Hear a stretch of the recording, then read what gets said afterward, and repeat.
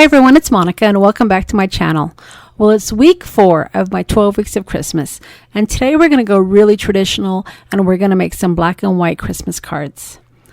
Now, black and white Christmas cards are great because you can dig into your stash and you don't necessarily have to just pull out Christmas supplies. One of the papers that I pulled out that has that little heart in the corner was actually from a graduation set, but it had a black background with white dots, and it would be perfect for a Christmas card. So I've went ahead and I've sped up this video because I'm going to make several cards for you, and I'm going to show you several ways how you can create backgrounds. Now, the first way, of course, is with washi tape, and washi tape is great to create backgrounds. You can sit down one evening and kick out several backgrounds just by using some white cardstock and some washi tape. And you don't necessarily have to have the same design with the washi tape. You can mix it up a little bit. You can go horizontal, you can go vertical, you can even go diagonal if you wanted to. Now, I've chosen to mix up 2 pieces of washi tape here, and I'm going with a really thick border, and then I'm going with a really thin one that has Christmas sentiments on it. And I'm going to add a little bit more to it when I go to decorate these cards. So you're going to want to stick around and see the transformation of this card, because I want to say I think it's my favorite. Now, one thing that I always do when I'm creating my black and white cards is I trim down the top panel to 3 3/4 by 5 inches, because I always like to mat it onto some black cardstock because I just think it's a really great finish. So my black cardstock is 4 inches by 5 1/4, and then once I mount it onto my white cardstock, you're going to have a white border around that, and it's the perfect black and white design. Now, another way that you can create black and white backgrounds is, of course, with designer paper. Perhaps you don't have a lot of washi tape, or maybe you do have a lot of washi tape and it's just not black and white. Again, you can easily dig into your paper stash and pull out some black and white cardstock to create some wonderful designs. So with these 2 cards, I went ahead and again, I trimmed down the paper, and I kept the scraps this time because I'm going to go ahead and mix and match both of these designer pieces to add some elements to create unique backgrounds. Additionally, if you like to have the washi tape look but don't necessarily have washi tape, you can always trim down your cardstock to the size of the washi tape that you would normally use and create your own design using strips of paper. Nobody is going to ever know that it's not washi tape, and you'll be able to come up with some fun, unique backgrounds. Now, I'm decorating my backgrounds using some of the strips of the paper that I cut off. But remember, you don't necessarily have to use that paper, right? You can bring in a third element, whether it be another designer paper or washi tape, and you can add another decorative item to your background. It's completely up to you. And these backgrounds are so easy to make. Like I said, you can sit down on one evening and kick out several backgrounds and then come back perhaps the next evening and decorate them up. Okay, so let's go ahead and get into the third idea. Now, if you don't have washi tape and you don't have paper, but you have black ink and you have stencils, you can easily create several backgrounds using your stencils and just some black distress ink. You don't even necessarily have to use distress ink. I just tend to go to my black soot when I'm creating these backgrounds. You could easily use archival ink and blend it into your background, and it would create some wonderful backgrounds for Christmas. You can pull out several of your stencils and create many backgrounds with just some ink and white cardstock. And remember, your stencils don't necessarily have to be Christmas related. This is a stencil that I got with the Tim Holtz release earlier in the year, and I've yet to use it. So when I saw it sitting with my other stencils, I just grabbed it and I decided to go ahead and use it for my background. Now, as you can see here, when I trim it down, it didn't quite make it to the edge of my cardstock. So there's a couple things you can do here, right? You can go ahead and just kind of shift your stencil over to continue with the pattern, or you can do like I did here and add some washi tape to cover up that white space. And that way you have a coordinated design on your background. And you can even go a step further if you wanted to and add some designer paper or some washi tape, but I decided to go ahead and just leave it with just the 2 coordinating pieces. So once I finished with the background, again, I came in with my black cardstock, and I'm going to go ahead and mat that background to black cardstock just to finish off the look. And again, it's a very classic background. Okay, so now that we have several backgrounds, it's time to go ahead and decorate them. Now there's a couple of ways you can go to decorate these. You can go with the traditional stamping with some of your Christmas stamps and then just kind of layer them on top. Or you can just go with some images that really work great as black and white images. This set came out a couple of years ago, and it's one of Tim Holtz's set, and it is fabulous to create black and white cards. I've created many black and white cards using this set, so if you've seen some of my videos in the past, you probably have seen this particular stamp set. But again, for me, it's a classic, and it creates wonderful black and white cards.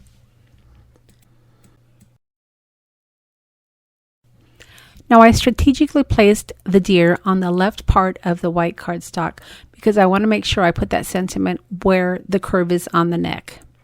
And I don't know if you can see on this card, but I did actually end up getting a little bit of black ink on this card to grunge it up a little bit. But hey, if you're watching my channel, then you know that I love grunge, and that little imperfection did not affect me at all. In fact, I loved the addition of the grunginess. I've stressed time and time again how I don't mind imperfection. To me, I think it really adds to the character of the card. But if you're one of those people that just has to have a pristine white background, you can easily cover that with a gem or some Nuvo drops or even some washi tape if it really bothers you. But for me, it was black and it added to the black and white card, so I just left it as it was. Now for the sentiment, I ended up going with the Happy Holidays, and I love these sentiments as well. As you can see, it has some wonderful black background with the white letters, and it really is a traditional look. There are a couple of other sentiments that are exactly in this style as well. So if you wanted to stamp your deer a couple of times on some white cardstock, you could even change up the sentiment if you wanted to, just to make your cards a little different.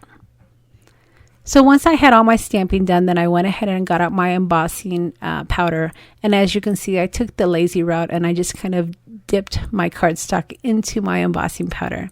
It's probably a little bit easier if you have a bigger bowl, but the container that I had my powder in worked fine, and I was able to get great coverage. A lot of time, if I'm going to be adding embossing powder to several of my cardstocks, I'll go ahead and add the powder as I go along and put it aside. I want to make sure that my ink doesn't get too dry, otherwise my embossing powder won't stick to it. But as far as heating it up, I can do that all at the same time. So once I dipped my paper into the embossing powder, I put it aside and I started working on my next card. Now this peace sentiment is just a classic. I just love how elegant it looks with the stars, and the little bird fits perfectly underneath it. Now one thing you might want to think about is if you are one of those people that don't like your people or your birds kind of hanging out in the air, you can easily create a little perch by stamping part of that bottom of the star off to the side, putting it right underneath the bird's feet. I've done that before to create a little perch, but for this particular one, I just kind of left him kind of floating in the air. But if that bothers you, don't forget that you can still use that stamp to create a little perch. All right, so this time I went ahead and I got some white paper and I put it underneath my cardstock, and I kind of just dumped my embossing powder right onto my card. And then as you can see, I was able to fold up the paper and put it right back into my container. And then once I had both of my cards filled with the embossing powder, I brought out my heating tool to go ahead and heat this up. All right, so once I had my card stamped and embossed, I kind of was looking at it and I decided to go ahead and show you how you can cover up some of these imperfections. When you're working with black and white cards, and specifically with black ink, sometimes your fingerprints may get on the white cardstock, or you may just get little pieces or parts of your ink onto the white cardstock. And if that bothers you, you can easily cover up with additional embellishments, as I did here with my remnant rubs.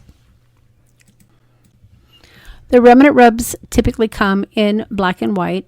Some of them actually are gold, but for this particular set this year, it was black and white, and it is they are perfect additions for your black and white cards. So I just got a couple of pieces here. I got the number 25. I'm using the stamp here and the little green stamp postage stamp at the bottom, just to add a little bit more embellishment to my card. And with that, I had 2 more cards finished. I actually decided to come back in with a couple of jewels to add to my star on the card on the left, just because I added, thought it would be really pretty to add a little bit of bling. And the bling is white, so I think it really still fits into my theme of black and white cards. It just adds a little bit of sparkle. All right, so let's go ahead and work on these other cards. Now, what would my cards be without adding some paper dolls? The paper dolls come in black and white, and they are perfect additions for your black and white cards. Now, if you want to personalize your cards, you can also find some family photos to add to your Christmas cards, and the recipients of these cards would just love them.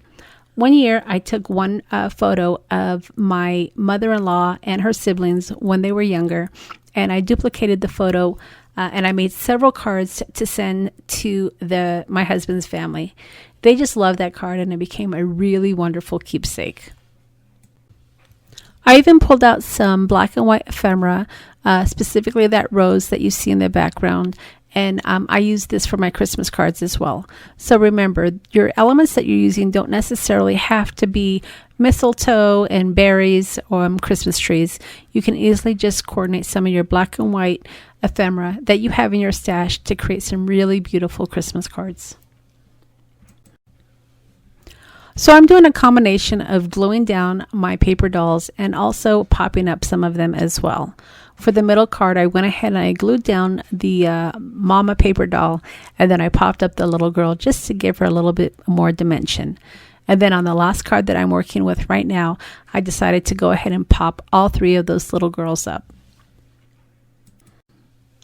Those little girls are just perfect images for Christmas cards. They're all bundled up in the cold weather, and they just make a really nice traditional card. I just love them, and I'm so glad that they were part of the Tim Holtz paper dolls this year. And then finally, once I have my paper dolls in place, I'm going to go ahead and come in with some sentiment stickers to add to the top of my card. Now again, you can go Christmas theme for your sentiments, or you can just use some everyday sentiment stickers as well. I don't necessarily think that every Christmas card has to say Merry Christmas on the outside. You can, have some great sentiments on the outside that still make wonderful Christmas cards. And then, of course, on the inside, you might want to use a stamp that says Merry Christmas or Happy Holidays, just to make sure that it does show that it is an actual Christmas card. Okay, so once I finished up these 3 cards, we had a total of 5 cards that we've created thus far. But let's go ahead and get into this card, which I have to say is one of my favorites. So you remember this one. This is the card where we created the background using the washi tape. And the Remnant rubs this year that Tim Holtz came out with had some wonderful Christmas words. And what do you know? Hey, they fit perfect onto my cardstock. So I was really fortunate that I was able to size these up to have the words fit. When I started with this design, this was not my intention. I want to tell you, I had initially intended on using my sentiment stamps to go ahead and stamp some sentiments onto the white portion of the card. But when I started fussing with my background, I noticed that the Remnant rubs fit perfectly in between these washi tapes. And I was easily able to add them to have Christmas words all the way across my card. So as I finish up my last card, I want to remind you that this is a 12 weeks of Christmas series. So if you've missed the first 3 weeks, I encourage you to go back and check those out. I have some wonderful giveaways at in the description box of each of the videos, and the link will take you to my advent calendar where I'm unwrapping a present every week. And this week is no different. I'm going to have another present unwrapped for you. So be sure to check out the link in the description box so you can head over to my advent calendar and get your freebie of the week. All right, everybody, I hope that you've enjoyed my process for giving you some ideas on creating some black and white cards, and we'll see you again next week.